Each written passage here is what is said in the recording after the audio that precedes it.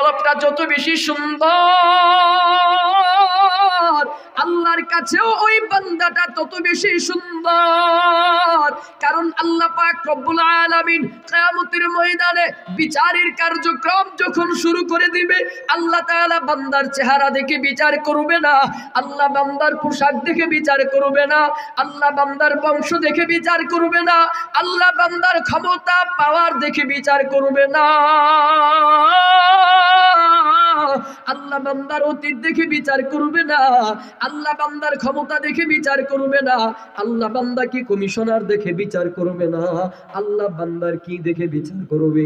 বলে বান্দার এই যে 3.5 হাত দেহের মধ্যে এই গোশতের টুকরা কলব, বলে এই কলবটার দিকে তাকায়া আল্লাহ তাআলা বিচার করবে। বলে যেই বান্দার কলবটা ভালো ওই বান্দাটাও আল্লাহর কাছে ভালো, যেই বান্দার কলবটা সুন্দর ওই বান্দার ফলাফলটাও হবে সুন্দর, যে বান্দার কলবটা উত্তম ওই বান্দার ফলাফলটাও উত্তম। আমার কথা নয়, রাসূলের হাদিস দ্বারা প্রমাণিত।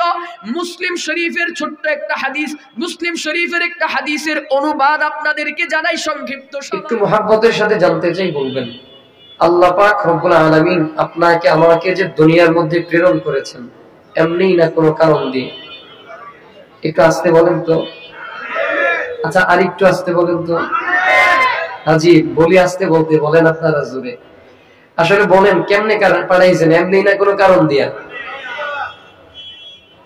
কুরআনুল কারীমের সূরা মুলকের 2 নম্বর আয়াতে কারীমার মধ্যে তাকালে আমরা দেখতে পাই কিছু আল্লাহ তাআলা কিছু একটা বলেছেন আমাদেরকে। কি রব বলেন?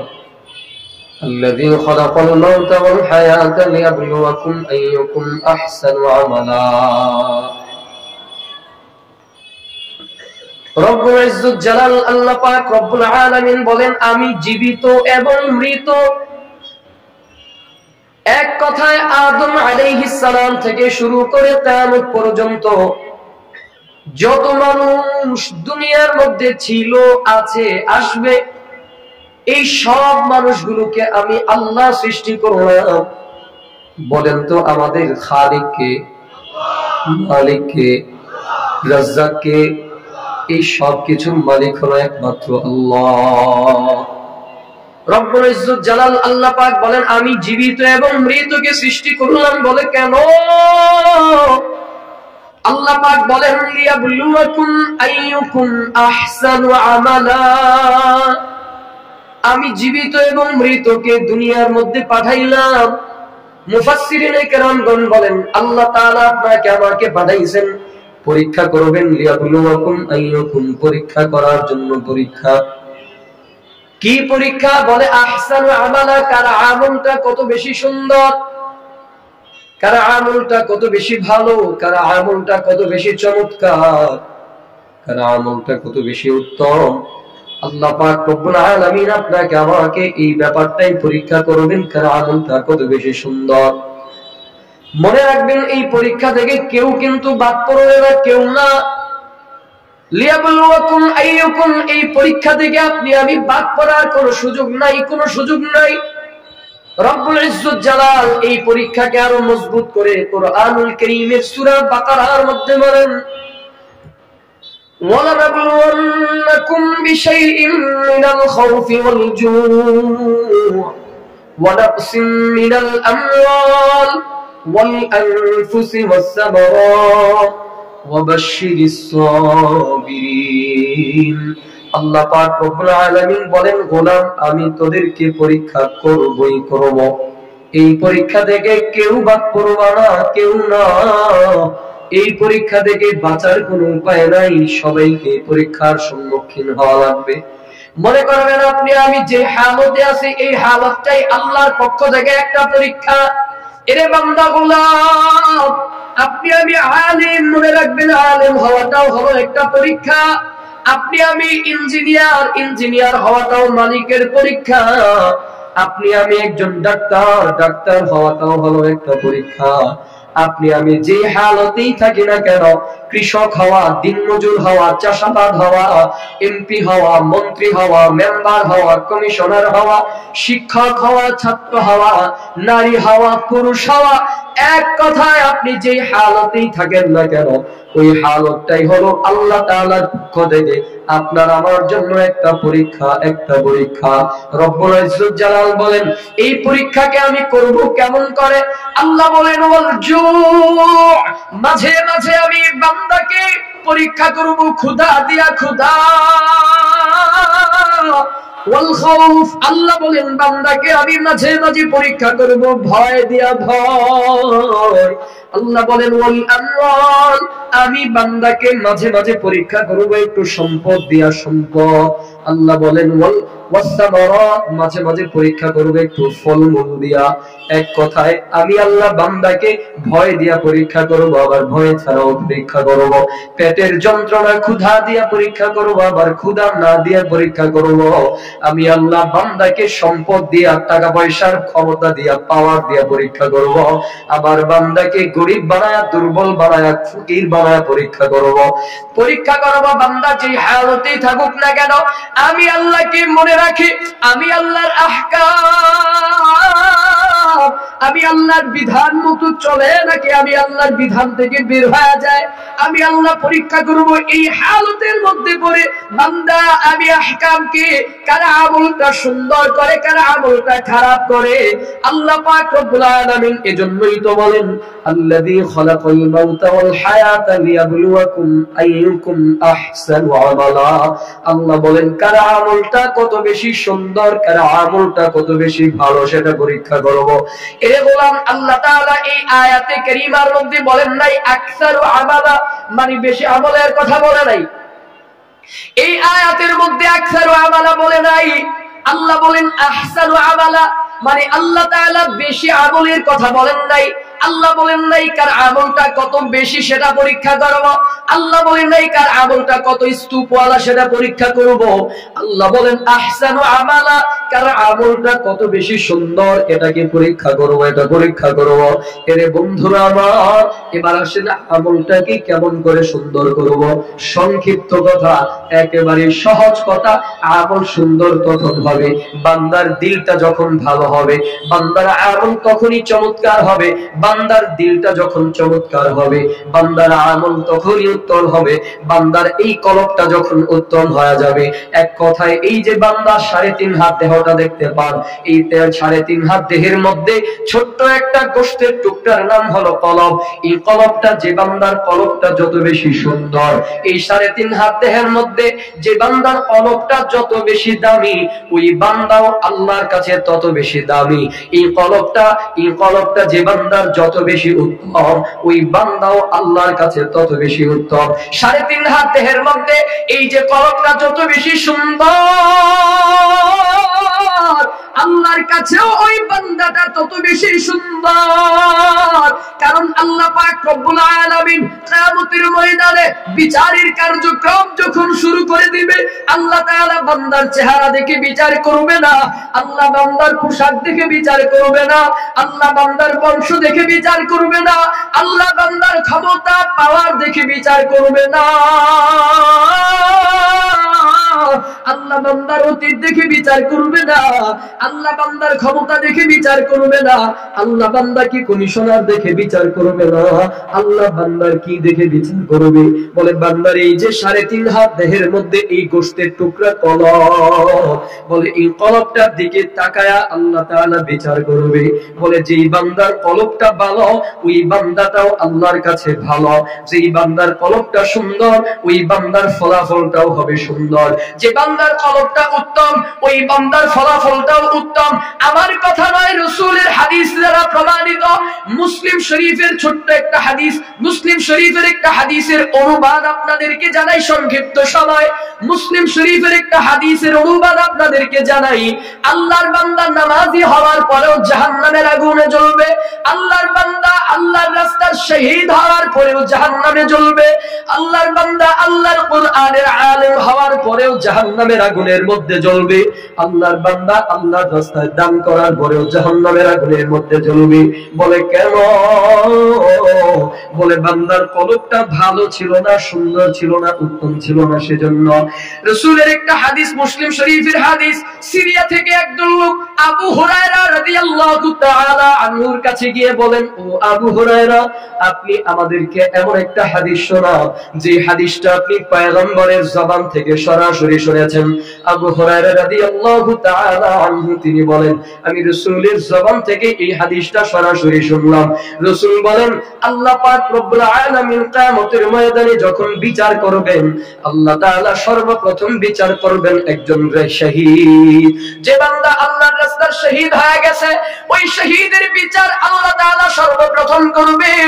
দুই নম্বরে আল্লাহ বিচার করবেন একজন আলেম, একজন কারির বিচার করবে। তিন নম্বরে বিচার করবেন একজন দানবীর বান্দা। আল্লাহ তাআলা আল্লাহর রাস্তার শহীদ বান্দাকে ডাক দিয়ে বলবে, শহীদ, দুনিয়াতে আমি তোরে কত শারীরিক সক্ষমতা, শারীরিক পাওয়ার তোরে দুনিয়াতে দিলাম, আমি তোরে কত শরীরের শক্তি দিলাম, ক্ষমতা দিলাম, বল গোলাম। আমি আল্লাহ এই নিয়ামত শারীরিক সক্ষমতা পাওয়ার পরে আমি আল্লাহর জন্য কি করেছো, কতটুকু আমল করেছো। এরে বান্দা, আমার কোনো কথা নয়, রাসূলের জবানের হাদিস, রাসূলের জবানের হাদিস। রাসূল বলেন, আল্লাহ তাআলা বান্দাকে বলবে, কি করেছো আমার জন্য, কি করেছো। আল্লাহর বান্দা শহীদ বলবে, আল্লাহ, আমি তোমারই নিয়ামত শারীরিক সক্ষমতা ভোগ করেছি। আল্লাহ, তোমার এই শারীরিক সক্ষমতা ভোগ করার পরে আমি তোমার জন্য কি করেছি জানো, কি করেছি জানো? আল্লাহ, আমি তোমার রাস্তায় যুদ্ধ করেছি। শুধু যুদ্ধ পর্যন্তই ক্ষান্ত নয়, আল্লাহ, আমি যুদ্ধ করতে করতে তাকায় দেখো, এই যে রক্ত মাখা শরীর নিয়ে তোমার দরবারে হাজির হলাম। আল্লাহ, আমি যুদ্ধ করতে করতে তোমার রাস্তার একজন শহীদ হয়ে গেছি। আল্লাহ তাআলা ডাক দিয়ে বলবে, গোলাম, কার জন্য যুদ্ধ করেছো, কার জন্য শহীদ হয়েছো? বান্দা বলবে, আল্লাহ, লিল্লাহি রাব্বিল আলামিন, শুধুমাত্র কেবলমাত্র তোমার জন্য যুদ্ধ করলাম, তোমার জন্য শহীদ হয়েছি। আল্লাহ ডাক দিয়ে বলবে, গোলাম, সাবধান, খবরদার, মিথ্যা বলবি না, মিথ্যা বলিস না, মিথ্যা বলিস না। তুই যুদ্ধ করেছো ঠিক, শাহাদাত বরণ করেছো ঠিক, তবে আমার জন্য নয়, দুনিয়ার মানুষকে দেখাবার জন্য। দুনিয়ার মানুষ তোমাকে যোদ্ধা বলে ডাকবে, দুনিয়ার মানুষ তোমাকে শাহাদাত বরণ করনেওয়ালা ডাকবে, দুনিয়ার মানুষ তোমাকে বীর বলে ডাকবে, দুনিয়ার মানুষ তোমাকে বীর বলে ডাকবে, সাহসী বলে ডাকবে, যোদ্ধা বলে ডাকবে। এজন্য যুদ্ধ করেছো, তার জন্য যুদ্ধ করেছো। যাও রে গোলাম, যাও যাও, দুনিয়ার মানুষের উপরে, দুনিয়ার নিয়তের উপরে বরকত দুনিয়ার মধ্যে পেয়ে গেছো। আমার দরবারে কিছু নাই, আমার দরবার থেকে হালাল। আল্লাহ শাহাদাত বরণকারী বান্দার জন্য ফেরেশতাদেরকে ডাক দিয়া বলবি, এই ফেরেশতারা আমার নাফরমানকে উপর করে শোয়াও, আমার নাফরমানকে উপর করে শোয়াইয়া টেনে টেনে হেচড়ায়া হেচড়ায়া জাহান্নামের আগুনের মধ্যে নিয়ে ফেলাও। আল্লাহু আকবার, আল্লাহু আকবার। ওই নাফরমান শাহাদাত বরণকারী বান্দাকে তখন উপর করে শোয়াইয়া টেনে টেনে হেচড়ায়া হেচড়ায়া জাহান্নামের আগুনের মধ্যে নিয়ে ফেলাবে। আল্লাহ তাআলা দুই নম্বরে ডাক দিবে, আমার মতো একজন কাঠমোল্লাকে, আমার মতো একজন কামবাখতে, আমার মতো একজন নাফরমানকে ডাক দিয়ে বলবে, রে আলে, এ কারি, দুনিয়াতে তোরে আমি কত চমৎকার মধুর একটা কণ্ঠ দিলাম, দুনিয়াতে আমি তোরে কত আমার কুরআনের ইলম তোর সিনার মধ্যে দিলাম। বল রে গোলাম, বল বল, আমার এই নিয়ামত ভোগ করার পরে আমার জন্য তুই কি করেছো, কতটুকু আমল করেছো? আল্লাহর বান্দা ওই আলেম আর কারি বলবে, আল্লাহ, আমি তোমার এই নিয়ামত ভোগ করেছি, স্বীকৃতি প্রদান করি। আল্লাহ, তবে জানো, তোমার এই নিয়ামত পাওয়ার পরে আমি দুনিয়ার মানুষকে কোরআন তিলাওয়াত করে করে শুনাইতাম, দুনিয়ার মানুষকে কোরআনের বয়ান করে করে শুনাইতাম। আল্লাহ তাআলা বলবে, বান্দা, কার জন্য করেছো, কার জন্য করেছো? বান্দা বলবে, আল্লাহ, লিল্লাহি রাব্বিল আলামিন, শুধুমাত্র তোমার জন্য, তোমার জন্য। আল্লাহ ডাক দিয়ে বলবে, খবরদার, মিথ্যা বলিস না, মিথ্যা বলবি না। এই গোলাম, তুই দুনিয়াতে মানুষকে কোরআনের বয়ান করেছো ঠিক, দুনিয়াতে মানুষকে কোরআনের তিলাওয়াত করেছো ঠিক, তবে আমার জন্য নয়, আমার জন্য নয়, দুনিয়ার মানুষকে দেখাবার জন্য। দুনিয়ার মানুষ তোমাকে কারি বলে ডাকবে, দুনিয়ার মানুষ তোমাকে বড় বক্তা বলে ডাকবে, দুনিয়ার মানুষ তোমাকে বড় খতিব বলে ডাকবে, দুনিয়ার মানুষ তোমাকে বড় আলেম বলে ডাকবে, দুনিয়ার মানুষ তোমাকে বড় মুহতামিম বলে ডাকবে, দুনিয়ার মানুষ তোমাকে বড় শাইখুল হাদিস বলে ডাকবে। এর জন্য বয়ান করেছো, তাদরিস করেছো, দর্স দিয়েছো। এ গোলাম যাও যাও, দুনিয়ার মানুষ তোমাকে আলেম, বক্তা, খতিব বলে ডাকতো, বড় কারি বলে ডাকতো। আমার দরবারে কিছু নাই, আমার দরবার থেকে হালাক। আল্লাহ তাআলা ফেরেশতাদেরকে ডাক দিয়ে বলবে, আমারে নাফরমানকে উপর করে শুয়াইয়া টেনে টেনে হেচড়ায়া হেচড়ায়া জাহান্নামের আগুনের মধ্যে নিয়ে ফালাও। আল্লাহর আযাবের ফেরেশতারা তখন ওই আলেম আর কারিকে উপর করে শুয়াইয়া টেনে টেনে হেচড়ায়া হেচড়ায়া মালিকের জাহান্নামের আগুনের মধ্যে নিয়ে ফালাবে। আল্লাহ তাআলা 3 নম্বরে ডাক দিবে একজন দানবীর বান্দাকে। দানবীর বান্দাকে ডাক দিয়ে বলবে, রে দানবী, দুনিয়াতে আমি তোরে কত আমার রিজিক সম্পদ আমি তোরে দিলাম, দুনিয়াতে আমি তোরে কত ধন দৌলত সম্পত্তির মালিক বানাইলাম। বল রে গোলাম, বল বল, আমার এই নিয়ামত সম্পত্তি পাওয়ার পরে আমার জন্য কি করেছো, কতটুকু আমার জন্য আমল করেছো?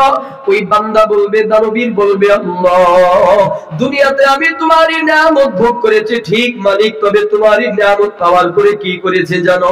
আল্লাহ, আমি সিলায়ে রহম, আত্মীয়তার বন্ধন হক আমি আদায় করেছি, দুনিয়ার হক আমি আদায় করেছি।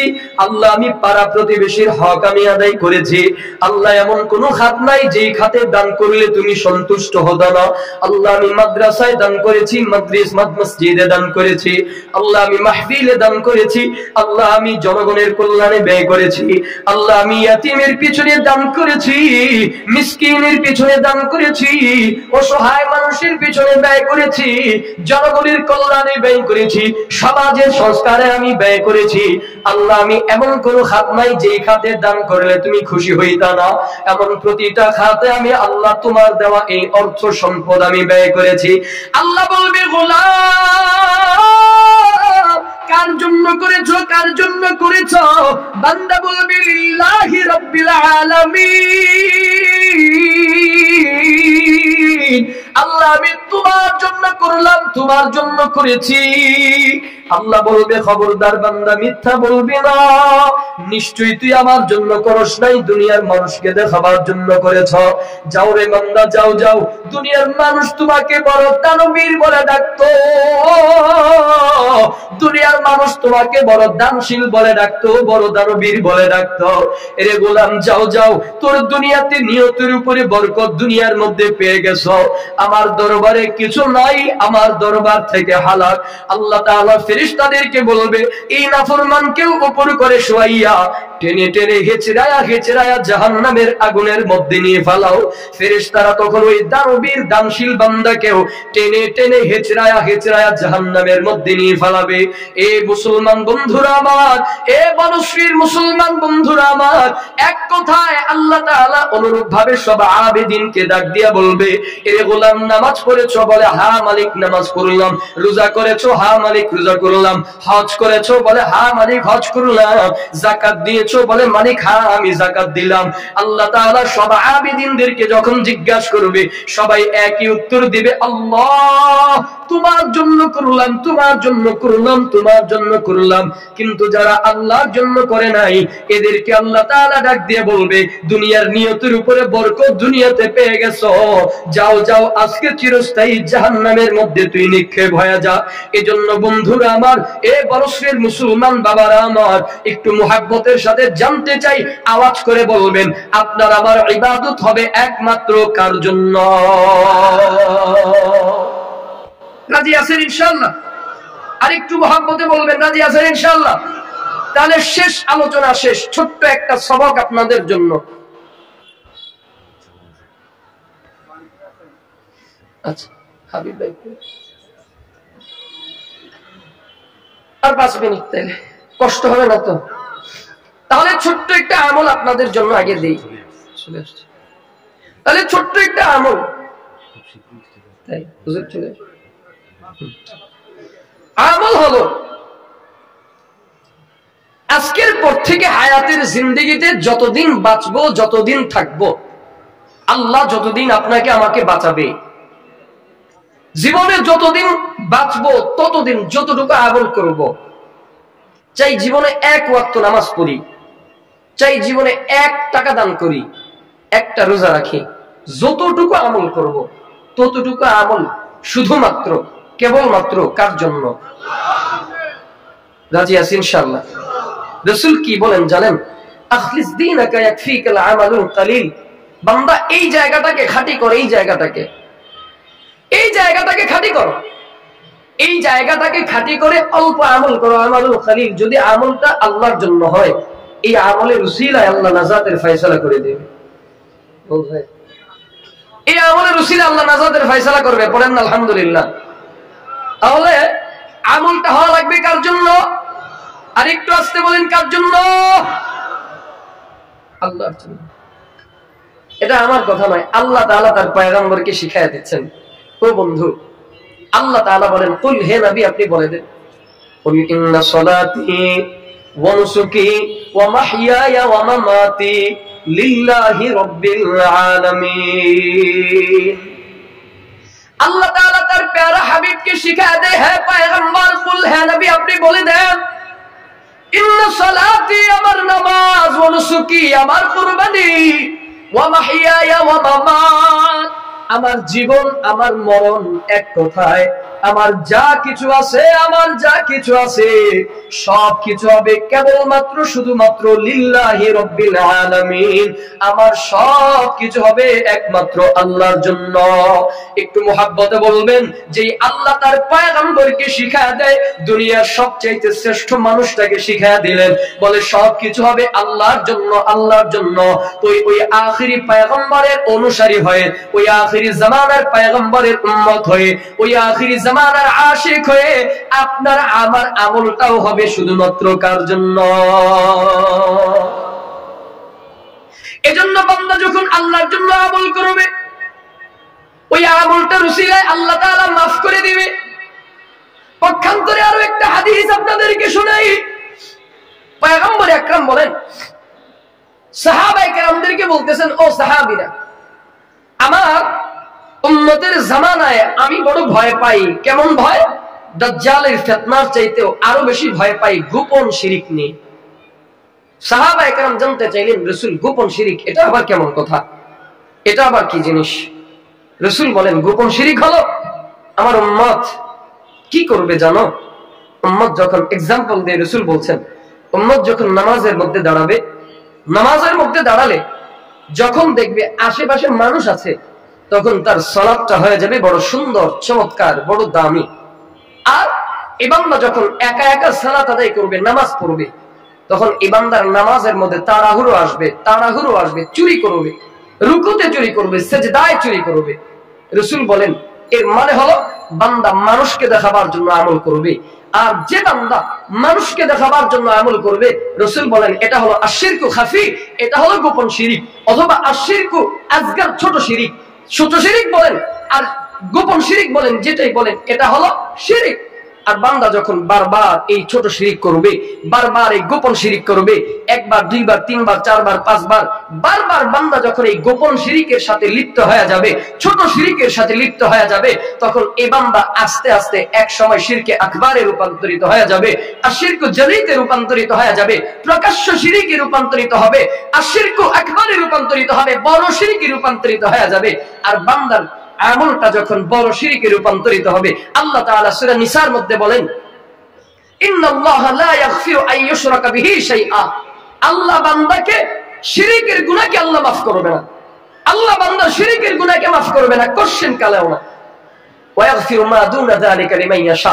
পক্ষান্তরে আল্লাহ বলেন, এই শিরক ব্যতীত যত গুনাহ আছে, শিরক ব্যতীত যত গুনাহ আছে, অন্য সব গুনাহ মা দুনা যালিকা লিমান ইয়াশা, আল্লাহ যাকে ইচ্ছা করবে, এটা আল্লাহর ইখতিয়ার, আল্লাহ যাকে ইচ্ছা করবে তাকে মাফ করে দিবে।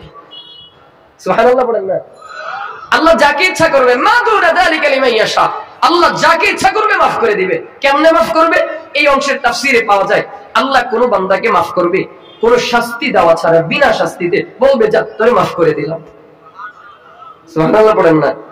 আবার কোন বান্দাকে মাফ করবে শাস্তি কিছুদিন শাস্তি ভোগ দিয়া, কিছুদিন তাকে শাস্তি দিয়া জাহান্নামের আগুনের মধ্যে জ্বালায়া পোড়ায়া এরপরে আল্লাহ তাকে মাফ করে জান্নাতের মধ্যে ঢুকাইয়া দিবে। আবার কিছু বান্দাকে মাফ করবে, তাফসীরের কিতাবে এই অংশের তাফসীরে পাওয়া যায় আল্লাহ আবার কিছু বান্দাকে মাফ করবে। কেমনে? বলে রাসূলের সুপারিশের উসিলায়, আল্লাহ রাসূল সুপারিশ করবে, এই সুপারিশের উসিলায় আল্লাহ বান্দাকে মাফ করে জান্নাত দিয়ে দিবে। আবার কিছু বান্দাকে মাফ করবে কোরআনের সুপারিশের উসিলায়, কারণ রাসূল বলেন ইকরাউল কুরআন ফাইন্নাহু ইয়াতি ইয়াউমাল কিয়ামাতি শাফিআন লিআসহাবি। রাসূল বলেন তোমরা কোরআন তিলাওয়াত করো, কেননা ফাইন্নাহু ইয়াতি ইয়াউমাল কিয়ামাতি শাফিআন লিআসহাবি, বলে না এই কোরআনটা কিয়ামতের ময়দানে তার আসহাবকে, তার সাহেবকে, তার ধারক বাহককে সুপারিশ করে করে জান্নাতে নিয়ে যাবে। তাহলে কিছু বান্দাকে মাফ করবে কোরআনের সুপারিশের উসিলায়, আবার কিছু বান্দাকে মাফ করবে আল্লাহর ওয়ালি, বুজুর্গানে দিন, শহীদ, সিদ্দিক, শুহাদায়ে কেরাম যারা, ওই জান্নাতি ব্যক্তি যারা হবে, জান্নাতি ব্যক্তিদের উসিলায় সুপারিশের উসিলায় আল্লাহ মাফ করে দিবে। আর পক্ষান্তরে লা ইয়াগফির আন ইউশরাকা বিহি শাইআ, যারা শিরক করবে, শিরক করবে, শিরক করবে, শিরকের গুনাহ নিয়ে যারা কবরের মধ্যে যাবে, আল্লাহ তাআলা বলেন কোশ্চিন কানেও এদেরকে মাফ করা হবে না, বিনা হিসাবে এদেরকে জাহান্নামের মধ্যে দেওয়া হবে। তাহলে বলেন আমরা দুনিয়াতে যতদিন বাঁচবো আমল করব কার জন্য? এবার এই আমলটা যদি কেউ দুনিয়ার মানুষকে দেখাবার জন্য করে, রাসূল বলেন সেটা হলো গোপন শিরক। শুধু এই কথাটা বুঝাবার জন্যই আপনাদেরকে এতগুলো কথা বললাম। তাহলে গোপন শিরক বান্দা যখন বারবার করবে, এই গোপন শিরকটা আবার আস্তে আস্তে প্রকাশ্য শিরকে রূপান্তরিত হবে, আর শিরক আকবারে রূপান্তরিত হবে। তাহলে দিলের মধ্যে আজকের পর থেকে দিলের মধ্যে ঢুকানো যাবে না যে আমি মানুষকে দেখাবার জন্য আমল করছি, দিলের মধ্যে ঢুকাইতে হবে আমার আমলটা যদি আদনাও হয়, আমার আমলটা যদি ছোটও হয়, আমার আমলটা যদি কালিল হয়, তাহলে আমলটা হবে একমাত্র কার জন্য? রাজি আছেন ইনশাআল্লাহ? তাহলে একটু প্রমাণ চাইবো, বাস্তব প্রমাণ একটু দিবেন আমাকে, দেখবো এবার একটু আমি আপনাদের কাছে প্রমাণ চাইবো। কি প্রমাণ? এবার দেখবো আল্লাহর সন্তুষ্টির জন্য, আল্লাহর সন্তুষ্টির জন্য, আল্লাহর সন্তুষ্টির জন্য কে আছেন? এই যে মাদ্রাসাতুন নূরুল কোরআন, এই নূরুল কোরআনের জন্য বেশি না যে 10,000, 20,000, 50,000, 30,000, 5,000, আমি নির্দিষ্ট বলবো না যে